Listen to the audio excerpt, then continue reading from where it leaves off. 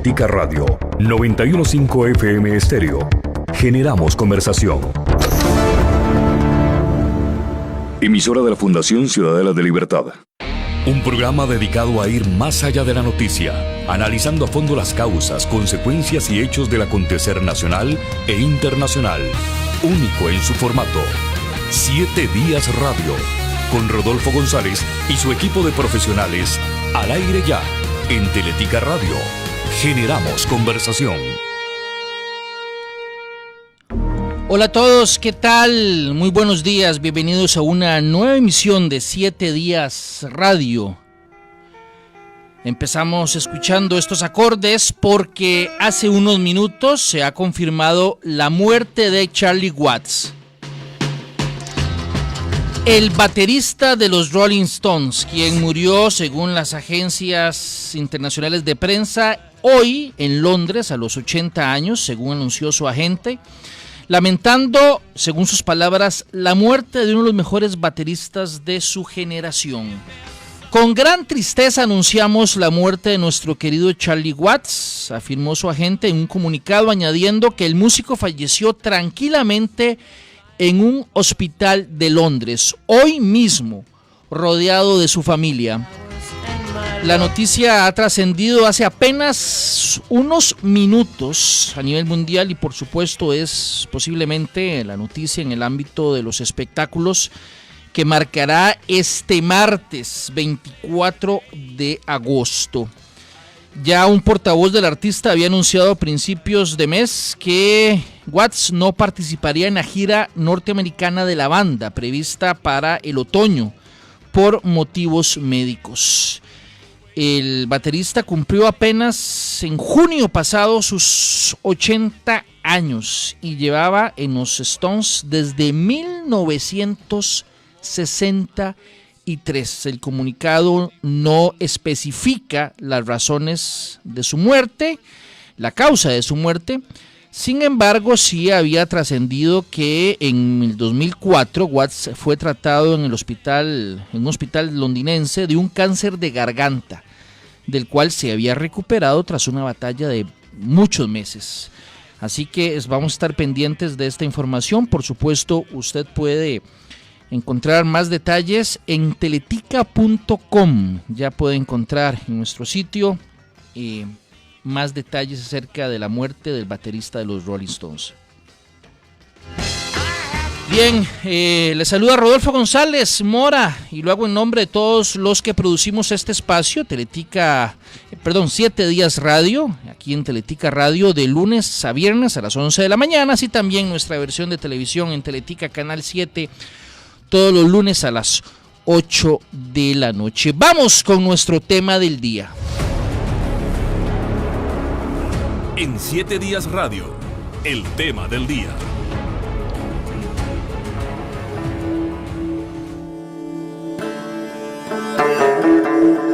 Y empezamos esta sección con música de Medio Oriente porque vamos a hablar de Afganistán, tal y como lo anunciamos desde ayer en nuestro programa de televisión. Hoy en 7 Días Radio vamos a hablar nuevamente de Afganistán. Esta vez vamos a analizar si es posible que nuevamente este país se convierta en cuna y refugio de terroristas.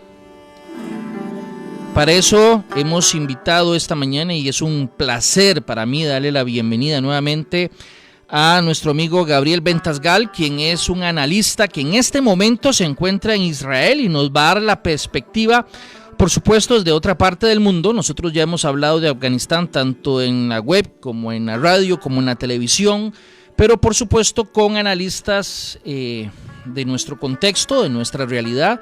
Así que siempre es importante dar espacio a voces que están un poco más cerca de donde se están dando los hechos. Así que Gabriel, muchas gracias nuevamente, bienvenido otra vez aquí a 7 Días Radio. Un placer nuevamente, ¿cómo estás tú? Bien, Gabriel, mucho que hablar, mucho ha pasado desde nuestra última conversación. Hablábamos en nuestra última charla de la vacunación en Israel, cómo había transcurrido, los resultados que había dado. Eso fue ya hace su rato y es un gusto tenerte por acá para hablar un tema, por supuesto, que es noticia desde hace varios días, realmente desde hace varios meses, porque el avance de los talibanes no es algo que debe sorprender que ocurrió hace 10 días, porque realmente desde hace varios meses se sabía que pues estaban retomando el poder, aunque Estados Unidos había considerado que esto no iba a ocurrir, sino hasta tal vez después de un año, hasta 3 años después de haberse ido. Lo cierto es que ocurrió en cuestión de meses. Pero largo y tendido vamos a conversar esta mañana con vos, que estás en este momento en Israel. Y quería comenzar con esta pregunta, la pregunta que hacía al inicio, Gabriel. Afganistán, ¿será nuevamente, todo apunta a que será nuevamente una cuna y refugio de terroristas, o crees vos que esta vez va a ser distinto? La primera impresión que me da es que no creo que sea lo mismo. Principalmente porque, si nos ponemos a pensar, hay otros países que sirven de acogida para terroristas. Si nos ponemos a pensar, por ejemplo, ¿dónde actúa el grupo más radical que ha perpetrado los peores atentados en Europa? Y estoy hablando de ISIS. Bueno, su base principal es en Irak y en Siria, o lo fue. Entonces, ¿es imprescindible Afganistán para fomentar el terrorismo islámico? Cuando el terrorismo islámico en estos momentos no se manifiesta de la forma que se manifestaba hace 20 años. A ver, hace 20 años teníamos Al-Qaeda, que se alojaba en Afganistán y que planificaba atentados estilo, por ejemplo, el de las Torres Gemelas, que necesitas toda una estructura, necesitas voluntarios, necesitas dinero, necesitas una planificación que conozca, por ejemplo, dónde golpear un avión secuestrado, en qué parte del edificio para provocar lo que provocó. El modelo de acción de un terrorista actual no es ese. Lo dominante en este momento es lo que llamamos solo yihadista.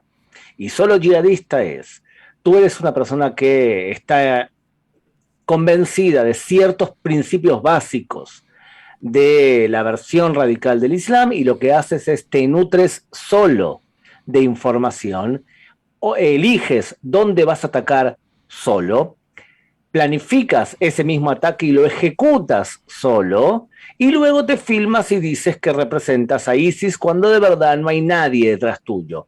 Ha sido un atentado solo. Este tipo de acción lo desarrolló un teólogo de la guerra llamado Abu Musa Suri, Abu Musa del Sirio, en un libro llamado La Jihad Global. Entonces, si nos ponemos a entender entonces qué tipo de atentados se producen ahora, nos damos cuenta que es menos relevante la necesidad de una base, que entre paréntesis base en árabe se dice Al-Qaeda. Entonces, en primer momento, tu lectura es que el rostro del terrorismo, la forma de actuar ha mutado tanto que ya no es la misma lógica con la que vamos a verla, que como la veíamos hace 20, 25 años, y me parece que estás apuntando más a que lo que impera ahora es lo que han llamado el terrorismo low cost o el terrorismo de bajo costo, de tal suerte que una sola persona hace todo. Exactamente, o sea que si tu pregunta inicial es, ¿volverá Afganistán a ser la base para que grupos radicales islámicos desde allí ejecuten acciones contra Occidente? Puede ser que no. No porque el talibán no lo desee, sino porque existen otras alternativas. Existen incluso países que financian y apoyan grupos terroristas, que acogen en países que son bastante legítimos a nivel internacional y que sin embargo son grandes sustentadores de ese terrorismo islámico. Te voy a dar 2 ejemplos. Uno es Turquía y otro más famoso y más popular todavía, Qatar. Si te podés analizar desde dónde emitieron la información los portavoces del talibán, era justamente desde Qatar y desde una televisión yihadista, que en árabe es yihadista, como es Al Jazeera. Entonces, ese punto, creo importante señalar, que me da la sensación que el talibán entiende que si ellos quieren provocar a Occidente y provocar que Occidente se organice para volver a derrocarlos como hicieron en el 2001, entonces lo primero que tienen que hacer es permitir que grupos terroristas islámicos utilicen su país como base y desde allí organizar atentados. Eso los va a condenar a una movilización en su contra que ellos no desean. ¿Quién está actualmente dándole soporte a los talibanes? O mejor dicho, Gabriel, un poco más atrás, ¿quién le dio soporte durante 20 años? Porque 20 años atrás interviene Estados Unidos, muchos de ellos se repliegan, se van a las montañas, entiendo que se van a otros países y esperan 20 años para nuevamente estar en el poder. ¿Cómo se financiaron, cómo se ayudaron, cómo se sostuvo el Talibán durante esos 20 años? Bueno, ante todo no necesitaban grandes riquezas porque tenían el control del arma y tenían también el control de ciertas zonas del país. Y además, ten en cuenta que toda persona que pertenece a un movimiento islámico, o sea, un movimiento islamista, perdón, tiene ciertos factores. Uno de ellos es que tú, por obligación, tienes que dar el 2,5% de tu sueldo, de tus entradas anuales, a lo que se llama azake, o sea, beneficencia. Entonces, tú te ves obligado a financiar a aquel que hace acciones sociales, como en este caso el Talibán. O sea, que se pueden financiar. Ahora, hay un factor, un ente que fue proactivamente importante para mantener al Talibán con vigencia. ¿Tú te acuerdas cuando fueron a apresar y terminaron matando a Osama Bin Laden? Él estaba escondido ¿en dónde? Pakistán. En Pakistán. Lo que nosotros sabemos es que el espionaje pakistaní tiene dentro suyo gran influencia factores islamistas. Cosa que es un enorme problema, porque si este grupo de personas organizan un golpe de Estado para derrocar al gobierno de Pakistán, tenemos entonces un país islamista con bombas nucleares. El espionaje pakistaní es un problemón, no es un problema pequeño, es un problemón. Es el mismo espionaje que escondió a Bin Laden y que salvó a Bin Laden de Sudán. O sea, ahí es un factor importantísimo para explicar la permanencia y la fuerza que tiene el Talibán. Luego, tienes otros países, como te dije, Qatar, que es un país que no hay duda que ha financiado al Talibán y que le ha dado un sustento, una alfombra roja para poder emitir desde aquel país. Para darte una idea, Qatar no es un país pequeño, es un país muy rico que ha despertado la ira de los países sunitas hasta tal punto que le han perpetrado un boicot y amenaza incluso una intervención militar. Lo que pasa es que en Occidente tenemos una imagen de Qatar bastante malversada, porque el mundo le otorgó a un país como Qatar, es verdad que a través de sobornos, que organiza el Mundial de Fútbol, y son los príncipes de Qatar los que te compran muchos equipos de fútbol y que acaban de adquirir, por ejemplo, a Lionel Messi. Entonces, tenemos una imagen media idealizada, más aún. Vemos la televisión qatarí, Al Jazeera, y tenemos que entender, cuando hablan en árabe, su radicalismo es enorme. Cuando hablan en inglés o en castellano, parecen los medios de comunicación de la Madre Teresa de Calcuta. Más aún, por internet circula películas super progres que hablan sobre todo tipo de defensa de los derechos humanos. Y la firma un grupo llamado AJ+. AJ es Al Jazeera. O sea que en castellano te hacen películas progres defensoras de los derechos humanos. Pero dentro de Qatar mueren 6.000 trabajadores extranjeros construyendo los estadios de fútbol porque no le dan condiciones mínimas para poder sobrevivir al calor en medio de la construcción. Pero de eso no se habla porque de alguna manera tiene algún tipo de aureola lo que está haciendo ese país, que además financia y apoya al terrorismo islámico en varios lugares. Por ejemplo, Hamas en la Franja de Gaza recibe mensualmente entre 20 y 25 millones de Qatar. Entonces es un país problemático en sí. Otro país que apoya ideológicamente al Talibán es Turquía. Y hay dos superpotencias que están detrás también del nuevo formato en Afganistán. El primero, que es China, que está muy feliz por ver alejarse a Estados Unidos de la región y además está interesada en conseguir contratos para reconstruir el país. Y la segunda es Rusia, que también ve con muy buenos ojos lo que está ocurriendo del alejamiento de Estados Unidos en una zona que ellos aprecian como su zona de influencia, y segundo, les gustaría llegar a algún tipo de acuerdo con el Talibán para que no sufran ellos, dentro de su territorio, atentados terroristas islámicos como ocurrió en el pasado. Estamos conversando con Gabriel Ventasgal, estamos analizando la situación y sobre todo en un futuro a mediano y corto plazo en Afganistán y en toda la región de Medio Oriente. No solo nos estamos limitando a lo que es el país de Afganistán. Volviendo a hablar específicamente de los talibanes, Gabriel, ellos han señalado en los últimos días que van a tener un comportamiento o una posición respecto a las mujeres distinta a la que hubo en el pasado, y han señalado que va a haber un trato más acorde a lo que se esperaría con respecto a su población y específicamente con las mujeres, que no se tendría la posición que se tuvo hace 20 años. Ahora bien, hay mucha gente que duda de las palabras de los talibanes en ese sentido. ¿Vos qué pensás? Ante todo, ¿vos qué pensás?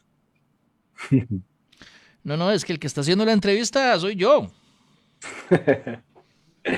Pero por tu pregunta entiendo que también tienes ciertas dudas. Yo me voy a permitir explicarlo desde el punto de vista netamente teológico, ¿está bien? Para poder después entender qué es lo que están diciendo. Mira, todo grupo radical islámico, no importa el nombre que tenga, Hamas, Hezbollah, ISIS, Ansar Beit al-Maqdis, cualquiera, considera que la ley por la cual deben comportarse surge de la conducta o de los hechos de Mahoma el profeta. Es decir, la primera fuente de la ley de una persona musulmana evidentemente es el Corán, pero el Corán no dice mucha ley. Sin embargo, los hadices, que son los comportamientos o los dichos de Mahoma, son la fuente de inspiración. Para una persona que es moderada, va a interpretar los hechos y dichos del profeta de forma moderada. Entonces te va a decir, bueno, no hay que tomar al pie de la letra lo que acabas de contar, sino eso fue un hecho del siglo VII y ahora hay que adaptarlo a modernidad. Entonces, de esa forma vas a tener una respuesta a una persona moderada, que son la mayoría del Islam, y si después entramos a los números más o menos para poder explicarle a la audiencia. Pero, ¿qué opina una persona que es radical? Una persona que es radical te va a decir, todo lo que hizo el profeta, todo, absolutamente todo, hay que tomarlo al pie de la letra y hay que imitarlo.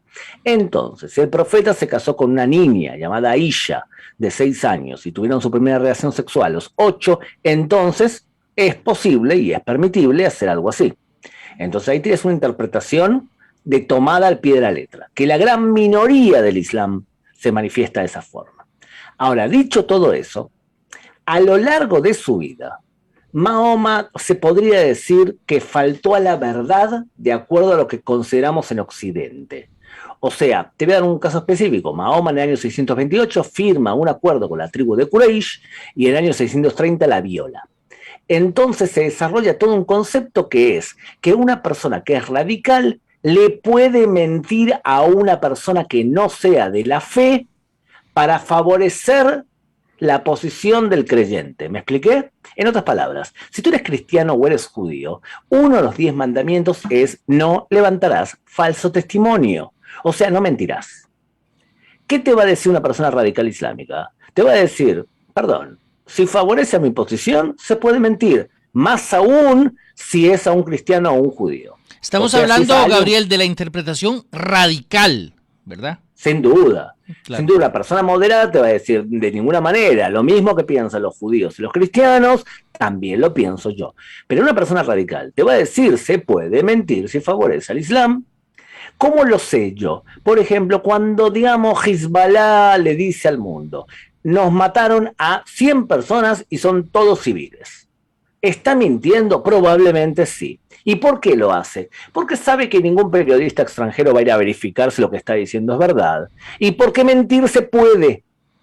Y te podría dar 1.000.000 de ejemplos. Por ejemplo, un radical islámico que una vez me dijo en una entrevista que no había turismo en el Sinai porque el Mossad israelí construía tiburones robot que mordían al turista. y te lo decía con total convencimiento. Entonces, lo que digo es, ese concepto se llama taquía. Taquía es ocultar la verdad, en otras palabras, mentir. Es verdad, se desarrolló este concepto en el mundo chiita, pero es muy cotidiano en el Medio Oriente y sufren muchísimo por la taquilla. Te puedo decir, por ejemplo, que una persona va a vender zapatos y compra X cantidad de zapatos y no le llega nunca la cantidad que prometió y no le llegan los colores y no le llega tiempo tampoco porque hay una especie de, bueno, lo dije por decir. Entonces, lo que nosotros estamos viendo hoy, creo yo, es taquilla en estado puro. O sea, cuando te muestran, por ejemplo, imágenes del Talibán haciendo gimnasia en un gimnasio y mostrando qué modernos son, o jugando en un parque de diversiones en los autitos chocadores, me imagino que lo debes haber visto esas imágenes, o prometiendo que no van a abusar de las mujeres cuando es premisa básica hacerlo, entonces están mintiendo. Lo que pasa es que, lógicamente, ellos se dan cuenta que si ellos dicen, vamos a imponer la ley más ortodoxa y la que pensamos que es la correcta, que es la del siglo VII, a nuestras mujeres, Occidente no va a quedar impasible ante eso, sino que quizás se movilice para hacer algo. Y esto es un tema importante. El talibán está traumado, que los volteen. Ya los volteó en el pasado, no quiere que le vuelva a pasar, o sea que se toman en serio las amenazas de Occidente. En el 2001, Occidente le dijo a al Talibán, entreguen a Bin Laden o vamos a atacarlos. Y el Talibán, por distintas razones, le dijo que no. Y lo derrocaron. Ellos no quieren que vuelva a pasar lo mismo. O sea, ¿cuál es la estrategia? La estrategia es, vamos a intentar calmar a Occidente. Vamos a intentar decirle lo que quieren escuchar. Y nosotros vamos a esperar que haya algún Dios no quiera terremoto en algún lugar del mundo y que el mundo mire para otro lado. Y cuando sea posible, vamos lentamente a imponer lo que teológicamente consideramos correcto. En otras palabras, Rodolfo, el talibán no cambió su esencia, porque cambiar la esencia sería cambiar y dejar de ser el talibán. Lo que ha hecho el talibán es entender que le conviene taquía. Le conviene ocultar la verdad si quiere sobrevivir a corto plazo. Decía alguien, escuchaba yo o leía ahora en algún medio internacional, que alguien planteaba, no se cambiaron ni las barbas, no se quitaron ni las barbas, van a cambiar su forma de pensar. Bien. Por supuesto, porque es algo realmente muy fuerte. Y es base del ADN, hay que entender, en Occidente a veces nosotros estamos dispuestos a lidiar con cierta realidad para conseguir un objetivo macro, que es el objetivo al cual deseamos realmente llegar. Acá los medios son muy importantes, y si una persona es integrista, justamente es integrista en el sentido de que no está dispuesta a ceder y a lidiar si no cree en una verdad. Y la pregunta del millón es ¿por qué creen eso con respecto a las mujeres? Pero eso me imagino que es otra pregunta. Bueno, es una pregunta interesante en esta conversación que estamos teniendo con Gabriel Bentascal, quien es analista en temas internacionales, especialmente de Medio Oriente. Tenemos contacto con él desde Israel en este momento en el programa 7 Días Radio en Vivo. Y antes de hacer una pausa comercial, yo tenía aquí varias preguntas y no quería que se me fuera ninguna, Gabriel. Y alguien me preguntaba también ayer cuando yo anunciaba el tema para este martes, si realmente Estados Unidos pensaba que iba a durar tan poco el talibán en retomar el poder, o en el fondo sabía que era un asunto que era cuestión de meses. Bien, hagamos un ejercicio que es el siguiente. Hoy se critica muchísimo a Estados Unidos porque se lo acusa de no haber tomado las medidas necesarias para que no caiga tan rápidamente el poder en manos del talibán. O sea, en otras palabras, si Estados Unidos se iba, se la culpa porque se fue. Y si se quedaba, se la iba a culpar porque se quedó. Ese es el problema de ser una superpotencia, que cualquier cosa que hagas no le va a venir bien a parte del mundo. Pero veamos, ¿cuál era el objetivo de Estados Unidos en Afganistán? Si el objetivo era mantener a Afganistán como una no base, o sea, que no fuese una base de grupos terroristas islámicos, podemos decir claramente que durante 20 años lo logró. ¿verdad? ¿Cuál es la contracara de esto? Que los grupos islámicos empezaron a actuar desde otros lugares, cambiaron a Afganistán y pasaron a trabajar desde Irak, desde Siria y por supuesto desde Irán. O sea que estamos hablando de que simplemente hubo un cambio de localía. Ahora bien, si el objetivo de Estados Unidos, y especialmente de George Bush hijo, era desarrollar una democracia, que fue lo que a veces nos daba la sensación que querían hacer, o por lo menos que hablaban sobre eso en Irak, entonces tenemos el ejemplo tico, que es un ejemplo sensacional para responder a eso. ¿Puedo desarrollarlo? Dale. Muy bien. Para que haya una democracia, Rodolfo, tiene que haber por lo menos dos elementos, que en Costa Rica hay. El primero, la Revolución Francesa. La Revolución Francesa te dice que cada ser humano es inteligente y tiene derecho a escoger su futuro de forma mancomunada, en comunidad y de forma consensuada. Pero la Revolución Francesa es posterior, porque antes hubo otra revolución, que es la Revolución Industrial. La Revolución Industrial crea clase media. La clase media quiere derechos y exige derechos. Cuando un país tienes Revolución Francesa y Revolución Industrial, con el orden inverso, primero la Revolución Industrial y después la Revolución Francesa, tienes un país en donde la democracia es más o menos estable. Y lo digo en una radio de un país, que es Costa Rica, en donde Costa Rica se ubica en los índices de poliarquía, o sea, los índices de democracia, como la democracia, o sea, la poliarquía más fuerte de habla hispana del mundo. Costa Rica es un ejemplo de poliarquía, están en los primeros lugares del mundo, junto con Uruguay en América Latina, pero realmente es sensacional señalarlo. Ahora bien, tomemos el caso de Costa Rica y comparámoslo con Afganistán. En el Medio Oriente, salvo Israel, no ha llegado la Revolución Francesa y no tampoco la Revolución Industrial.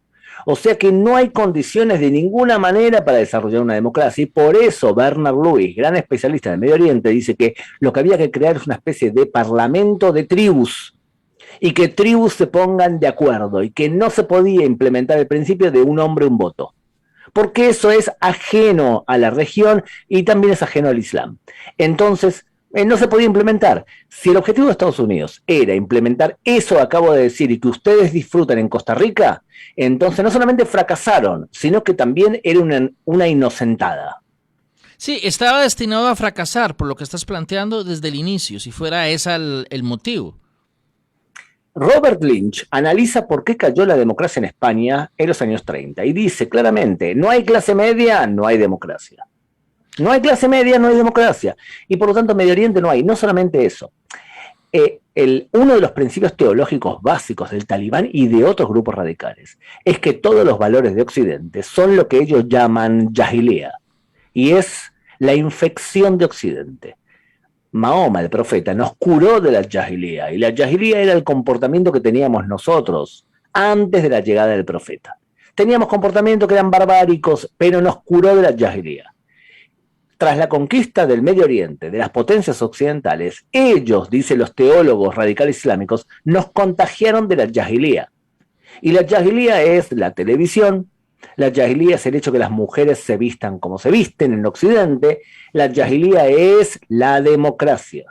La democracia es jahilíaca y por lo tanto te van a decir algunos, bueno, pero de alguna manera el Islam habla de democracia porque habla sobre que el profeta consultaba con sus seguidores.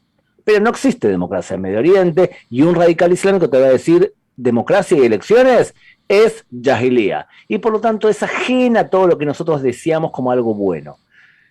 Siendo así, te darás cuenta hasta qué punto lo que pensaba quizás el gobierno de George Bush o parte de ellos no era acorde a lo que nosotros sabemos del Medio Oriente. Ahora bien, te entiendo el punto y me parece muy interesante, pero la consulta era si la actual administración o la que acaba de terminar o la actual en Estados Unidos, en la Casa Blanca, tenía, o la inteligencia de Estados Unidos, tenía realmente un concepto errado de cuánto iba a durar el Talibán en llegar nuevamente al poder. Porque si vos repasás, el argumento es, va a durar un año y medio, 3 años para que ocurra. ¿Cuál 3 años? ¿Cuál año y medio? Duró meses, 3 meses. Y Kabul cayó, Gabriel, en un fin de semana. Claro, ¿Fue un error de cálculo o de verdad Estados Unidos dijo, no, es que no lo digo, pero posiblemente lo que va a pasar es que Kabul no aguanta? Bueno, hay una tradición de errores de cálculo, especialmente en ciertos gobiernos de Estados Unidos. Pero yo creo que la pregunta para ellos es completamente irrelevante. O sea, no creo que sea algo que en el fondo les importe más de la cuenta. Sí les importa el hecho de que los civiles estén en peligro y que el talibán haya amenazado a todo aquel que colaboró con Estados Unidos y su gobierno con matarlos y ajusticiarlos. Creo que eso sí les importa, y les importa también que no empiecen a ocurrir hechos de ejecuciones de civiles, porque todo el mundo va a apuntar a aquel que se fue rápidamente con el rabo entre las piernas. Veamos, el objetivo de Estados Unidos era: vamos a retirarnos, vamos a entrenar a las fuerzas militares de Afganistán, al gobierno oficial de Afganistán, y ellos podrán salir a pelear para defender su país.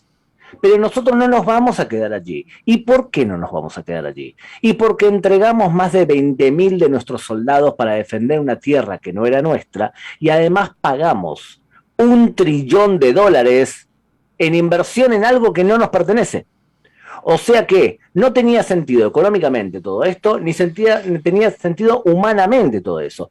Y Rodolfo, recordemos que la política de Estados Unidos actual, y desde hace unos años, quizás yo diría desde la época de Obama, es lo que podríamos llamar neoaislacionista. Nosotros tenemos que preocuparnos hacia adentro, preocuparnos por no ser el sheriff del mundo, como quería George Bush hijo, sino ser un país en el cual nosotros de alguna manera nos preocupemos por nuestros propios civiles. Tanto es así que Donald Trump, ¿cuál era su lema principal? America First. Biden dijo, nosotros nos vamos a retirar y voy a completar la retirada, no tengo nada que hacer ahí y me voy a ir, voy a entrenar a los soldados para que resistan. Y los soldados resistieron 8 horas. Entonces, uno podría decir, ¿se equivocaron en evaluar que iban a aguantar más tiempo? Puede ser. Pero también puede ser que sea respuesta otra. Y si no se equivocaron y de todas formas se fueron, ¿ellos tenían una alternativa o querían una alternativa? Y mi respuesta es no. Estados Unidos quería irse de Afganistán porque era un deseo de Estados Unidos y del votante norteamericano y también de quien paga los impuestos en Estados Unidos. Ya sea rápidamente o lentamente, era mejor que el gobierno resista más tiempo. Pero si no resistió, vamos a echarle la culpa al ejército y a sus propios ciudadanos por no haberle hecho frente al talibán. Y ese fue el discurso que hizo Biden al enterarse que había caído en manos del talibán todo Afganistán. Vamos a hacer una pequeñísima pausa comercial. También va a venir un avance de noticias de teletica.com.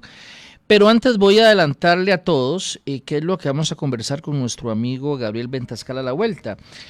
Se pregunta hoy BBC, se pregunta en su página web, ¿dónde irán todos los refugiados?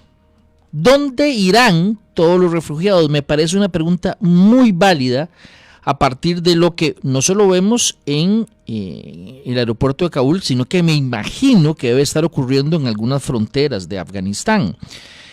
Y dos, que cuando regresemos también, Gabriel, como muy bien lo hace, nos explique un poco más el comportamiento de los talibanes con su población, con sus mujeres, con todo lo que se ha señalado que lamentablemente pareciera que va a regresar. Vamos a la pausa comercial y ya continuamos en un par de minutos con 7 Días Radio.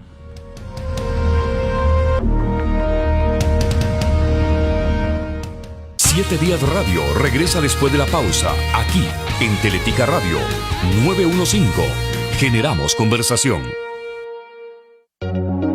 El programa Libertad Financiera del Banco Nacional ha alcanzado a casi 600,000 personas desde el 2015. La entidad financiera pretende educar a sus clientes para que comprendan los costos, riesgos y beneficios asociados a los productos y servicios que ofrecen y que les den un uso responsable. Silvia Chávez, jefa de Responsabilidad Social del Banco Nacional, se refiere a esta iniciativa. Nos interesa la tranquilidad de nuestros clientes y sabemos que las finanzas personales sanas les dan esa tranquilidad. Por eso nos ocupamos día a día para que nuestros productos de crédito sean utilizados de manera correcta. Cada vez que el Banco Nacional otorga un crédito, se hace un análisis exhaustivo de la capacidad de pago de la persona para asegurar su bienestar.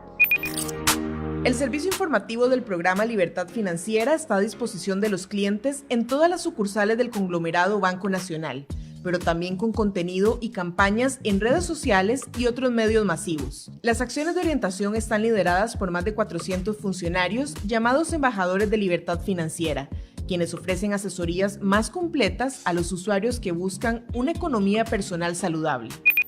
El conglomerado Banco Nacional es la institución financiera más grande del país. Esto nos endosa la responsabilidad de marcar tendencia de la banca del futuro en Costa Rica. Somos una banca responsable, sostenible y próspera. Vemos en nuestras partes interesadas el centro de nuestro propósito, y parte fundamental de esto es apoyarlos para que alcancen esa libertad financiera que les permita mejorar su calidad de vida y obtener sus sueños y metas. El programa educativo también ofrece el BN Gimnasio Financiero, un programa virtual de 20 horas. Los interesados solo deben matricularse con su cédula en el sitio www.up.ac.cr.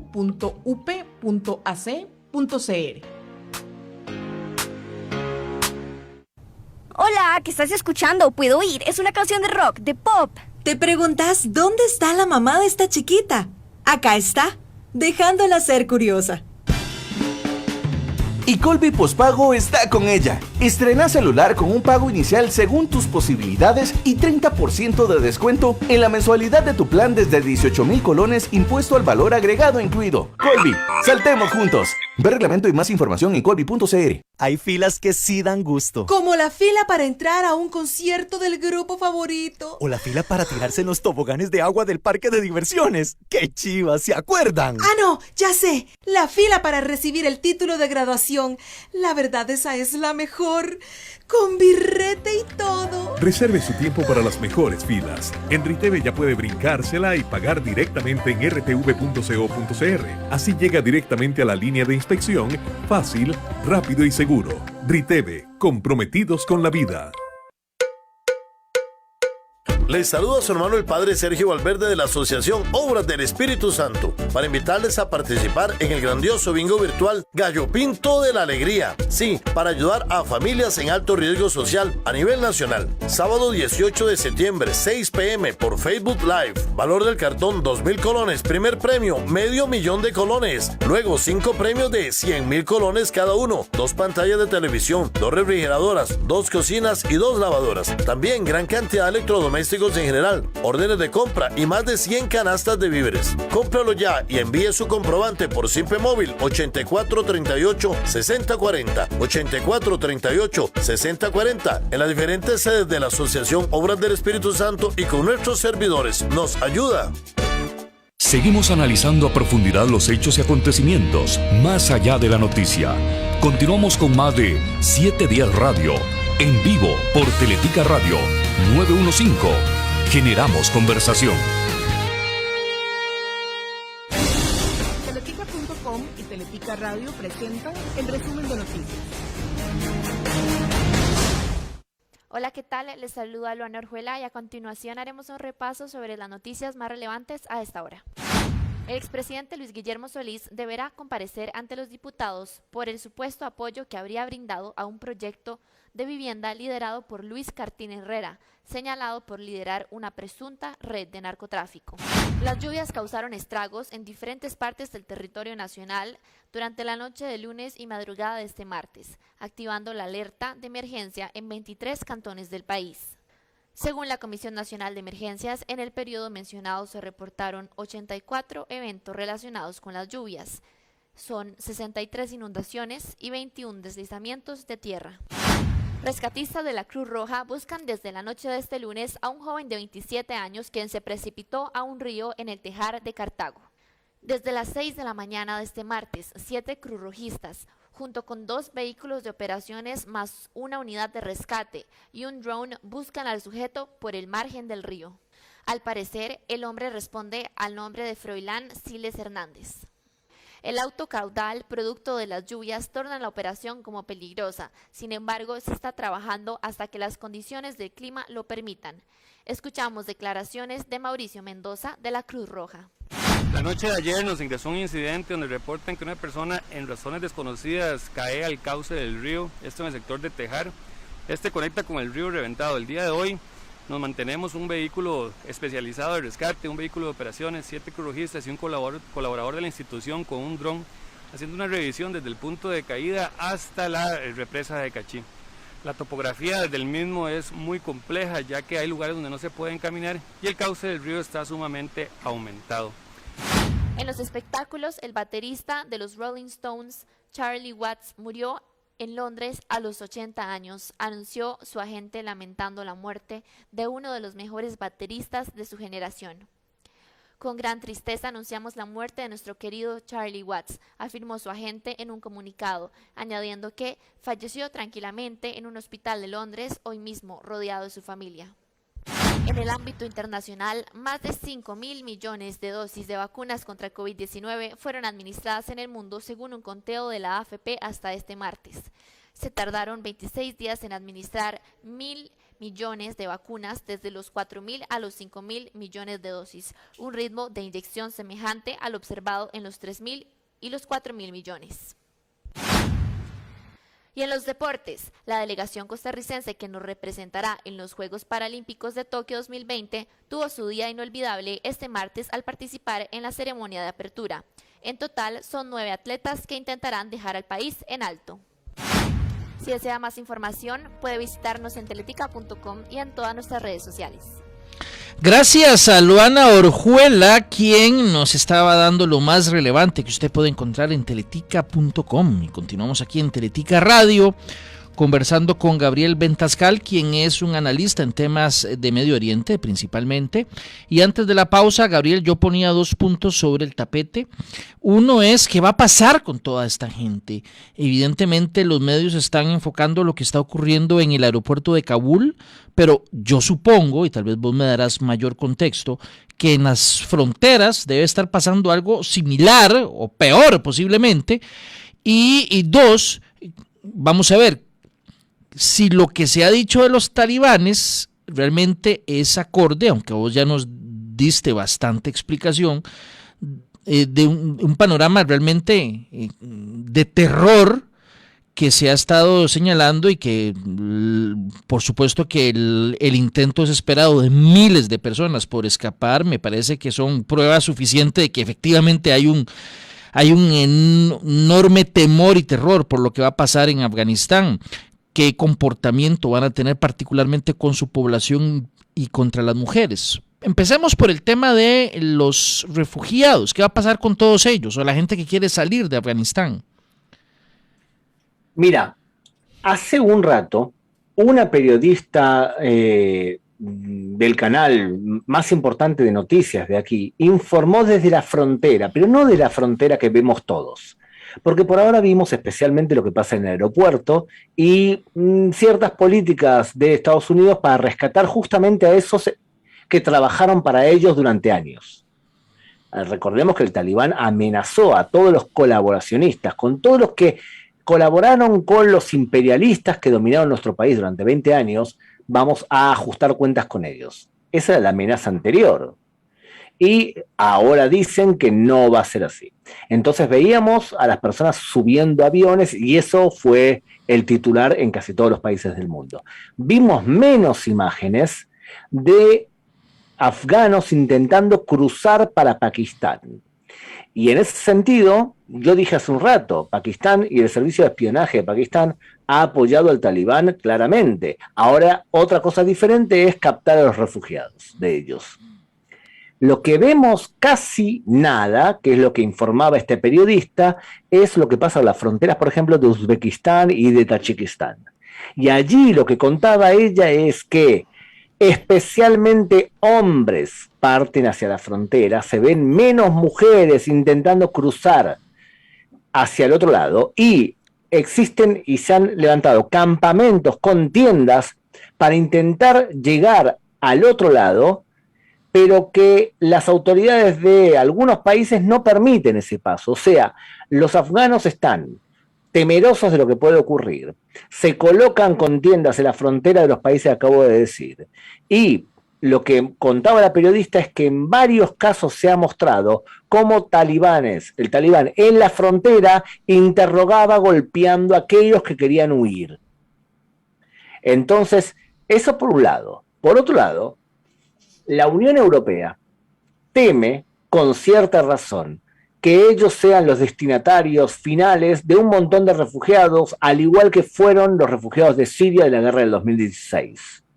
Entonces, por un lado ellos dicen, permitan que todos los que quieran irse del país lo hagan, y por otro lado tienen serias dudas qué va a producir toda esta ola de refugiados, si es que no van a terminar cayendo en su propio país. Entonces, hay cierta dualidad en este tema de los refugiados. Pero sí es un hecho, Gabriel, que estamos a las puertas de lo que parece ser una nueva crisis migratoria en Medio Oriente.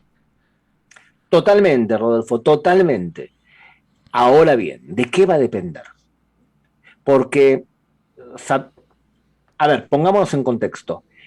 Hace 20 años, Rodolfo, si alguien quería enterarse qué estaba ocurriendo en otro lugar del mundo, ¿cómo lo hacía?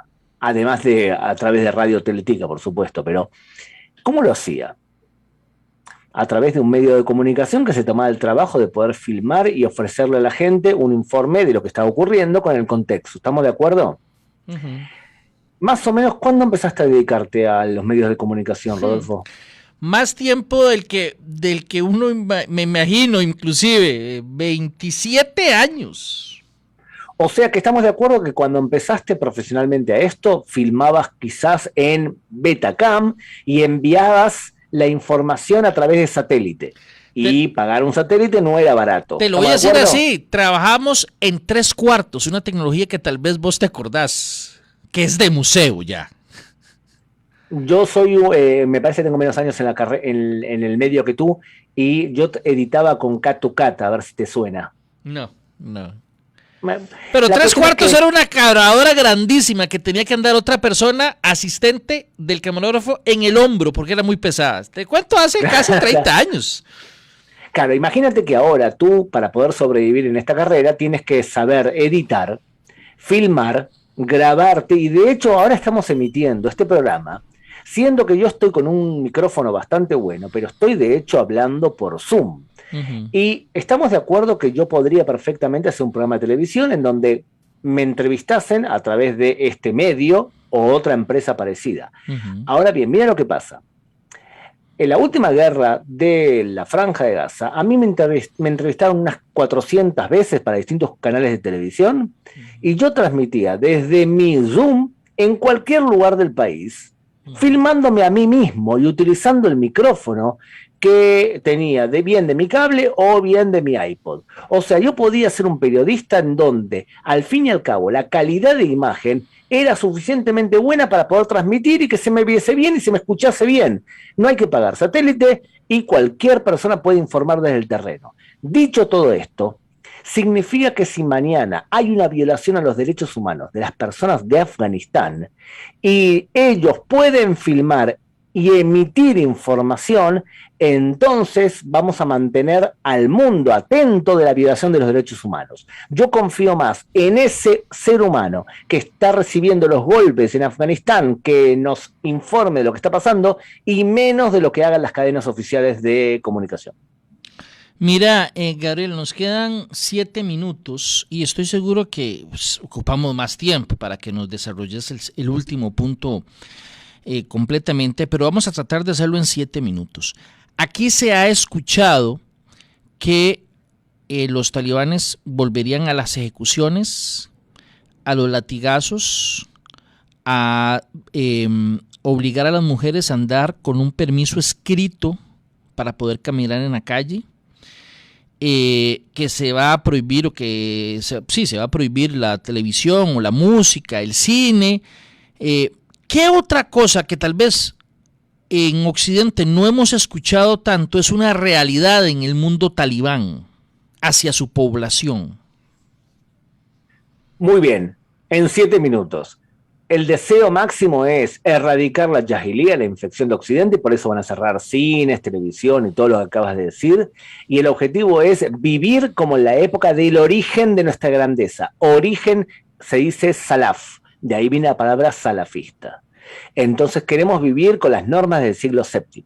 Significa que a la población en general, aquella persona que roba, se le va a cortar la mano, porque esa es la regla del talión apta para el siglo VII. Literal, le cortan la mano literal, Gabriel. Sin duda, por supuesto que sí.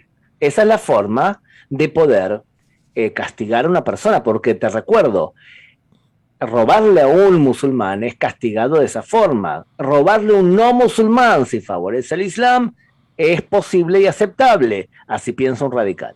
Ahora, cuando existe radicalismo islámico, las primeras que sufren son las mujeres. Y voy a dar rápidamente una lista de cosas que solemos ver en este mundo radical. Primero, una mujer no puede salir de su casa si no es acompañada de un chaperón, de alguien que la vigile. Cuando se vive dentro de un edificio y hay vidrios exteriores, la mujer va a tener, y su marido va a tener que pintar, de oscurecer los vidrios para que desde afuera no se vea una mujer. Una mujer que actúa de manera poco honrosa, se le deformará el rostro de vergüenza, y siendo así se le arrojará ácido o bien se le cortará la nariz, como ocurrió en Afganistán. Se cerrará las escuelas, porque una escuela es jahilía, y por lo tanto tenemos que evitar que la mujer sea expuesta a ese tipo de conducta. Si una mujer es violada, según en qué parte estamos hablando del país, se necesitan o bien 2 o 4 mujeres que testimonien que realmente existió la violación, porque el testimonio de un hombre, incluso el violador, vale al de 4 mujeres, debido a que ellas son, según esta perspectiva, no suficientemente inteligentes. Se puede azotar y pegarle a una mujer, pero hay reglas para eso. No hay que pegarle delante de sus hijos y hay que pegarle en lugares donde no se vea, por ejemplo, arriba de ropa. ¿Se puede pegarle a una mujer porque ella no quiere tener relaciones sexuales contigo? Por supuesto que sí. Una mujer que engañe a su marido será lapidada, o sea, se cavará un pozo, se atará sus manos a la cintura y se arrojará piedras hasta su muerte, y la primera piedra debe lanzársela su propio padre. ¿El adulterio se castiga así también, entonces? ¿El adulterio? Por supuesto. Si el hombre es adúltero, Gabriel, ¿qué pasa? En la visión radical. Nada. No hay ningún tipo de problema, porque el hombre puede tener 4 mujeres, más aún, si viola a una mujer puede argumentar, como ocurre en Irán, que él se casó en un casamiento momentáneo, o sea, me casé, tuve relaciones sexuales con ella y después me divorcié al instante. Entonces, eso que para Occidente es una violación, para este tipo de conducta es totalmente aceptable y respaldada por la ley. Si nosotros entonces vemos todo esto y leemos que una mujer puede solamente mostrar sus palmas de las manos y su rostro, ellos lo llevan más al extremo, y el rostro significa solamente los ojos. Y ahí explicamos la vestimenta del burka. Todo eso que acabo de decir ahora es el ideal de lo que ellos aspiran reimponer. La pregunta es si Occidente va a estar atento para salir a defender los derechos humanos de alguien que no forma parte de nuestra sociedad, pero que están expuestas a este tipo de barbarie. Entonces, estamos hablando que para esa visión radical, absolutamente radical, que tienen los talibanes, prácticamente la mujer, según ellos, no tiene ningún valor per se, por sí misma. El argumento va a ser que la mujer es la que sostiene la casa y los valores y la educación de la familia. Ese es el argumento. Lo que pasa es que lamentablemente la defensa de la mujer no se traduce en defensa, por ejemplo, de sus derechos igualitarios hacia el hombre. Una mujer en este tipo de sociedad no puede heredar. A ver, ¿te acuerdas que yo te conté hace un rato de Al Jazeera y los problemas que tiene y su apoyo al radicalismo islámico? Te voy a contar una buena para que no veas que todo es malo. Ellos desarrollaron un programa de televisión llamado Nada Nudia, algo por el estilo, o sea, la mitad del mundo. En donde le explicaban al hombre cómo tratar a una mujer, porque había testimonios de mujeres que explicaban cómo le gustaba que realmente su marido se comportase con ellas. Entonces ahí te das cuenta, fue un programa que nació para, aunque sea, defender y acostumbrar al hombre a tratar a la mujer como una igual. Bueno, en el Medio Oriente no es muy normal todo eso. Yo te puedo dar muchas experiencias que viví, te voy a dar una pequeñita. Una vez estaba trabajando con un conductor de autobuses que era árabe. Yo además trabajo de guía de turismo entre todas las cosas que hago. Y el hombre me pregunta, Gabriel, ¿me puedo ir a mi casa un viernes antes? Porque realmente tú no me necesitas. Te dije, por supuesto que sí, ve tranquilo. Y me dice, pues me gustaría cocinar para cuando venga mi mujer, que ella es jefa de enfermeras de un hospital. Entonces me gusta cocinar para tener comida durante toda la semana. Le dije, por supuesto, ve con Dios. Me llama a la hora y me dice, Gabriel, te tengo que pedir, por favor, no se te ocurra decirle a ningún conductor de los que trabaja con nosotros lo que te acabo de decir de lo que hago, porque me da vergüenza. Se burlarían de mí porque yo cocino para mi familia. Y eso no solamente me lo critican mis colegas conductores, sino también mi mamá. Mi mamá me tiene loco y dice, de ninguna manera, ese es un trabajo para la mujer. Ahora, imagínate si yo te hablo de un caso de palestinos que conviven con israelíes y que están influenciados por una cultura occidental. Ahora, vete 1.500 kilómetros, 2.000 kilómetros más adentro y vas a ver entonces por qué la mujer está donde está. Bueno, realmente aterrador todo esto que nos estás contando de lo que se vive y lo que se teme que va a volver a vivir en Afganistán. De verdad, Gabriel, se nos acabó el tiempo, nos pasamos de hecho 45 segundos, pero de verdad muchas gracias por estar con nosotros acá una vez más en 7 Días Radio. Muchas gracias por explicarnos un poco más acerca de este tema.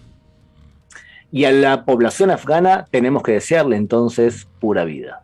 Pura vida. Gracias, Gabriel, y gracias a ustedes también por acompañarnos en esta edición de 7 Días Radio. Si Dios lo permite, los esperamos mañana en una nueva entrega. Hasta entonces.